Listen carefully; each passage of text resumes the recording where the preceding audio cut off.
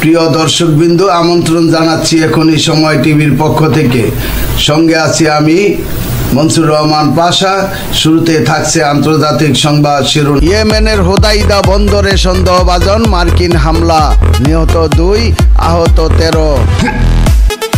Iran সমর্থিত হুতি বিদ্রোহীরা দাবি করছেন মঙ্গলবার রাতে ইয়েমেনের রেড সি উপকূলীয় বন্দর শহর হুদাইদার আশেপাশে চালানো সন্দেহভাজন মার্কিন বিমান হামলায় অন্তত 2 জন নিহত এবং 13 জন আহত হয়েছেন। বুধবার 9 এপ্রিল এক প্রতিবেদনে খবর দিয়েছে দ্য টাইমস অফ ইসরায়েল। হুতি গোষ্ঠীর বিবৃতিতে বলা হয়েছে, হামলাটি হুদাইদার আল হাওয়াক জেলায় সংঘটিত হয়েছে, যেখানে শহরের বিমানবন্দর অবস্থিত। এই বিমানবন্দর ব্যবহার করেই হুতিরা অতীতে রেড সাগরের জলসীমায় বাণিজ্যিক জাহাজে হামলা চালিয়েছে। হুতিদের দেওয়া তথ্য অনুযায়ী ইসরায়েল হামাস যুদ্ধকে ঘিরে মধ্যপ্রাচ্যের জলসীমায় বাণিজ্যিক জাহাজে হুতিদের হামলার প্রতিক্রিয়া শুরু হওয়া মার্কিন বিমান হামলা অভিযানে এখন পর্যন্ত অন্তত 75 জন নিহত হয়েছেন।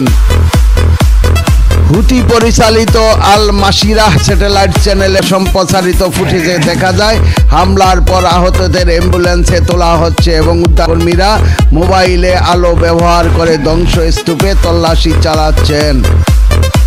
এর বাইরে উত্তর ইয়েমেনের আমরান প্রদেশেও কয়েকটি হামলা হয়েছে বলে জানিয়েছে হুতিরা। সেখানে টেলিকমিউনিকেশন যন্ত্রপাতিকে লক্ষ্য করে হামলা চালানো হয়। এর আগেও আমরানে অবস্থিত জাবাল আসওয়াদ কালো পর্বত এলাকায় মার্কিন বাহিনী একই ধরনের সরঞ্জামে হামলা চালিয়েছিল।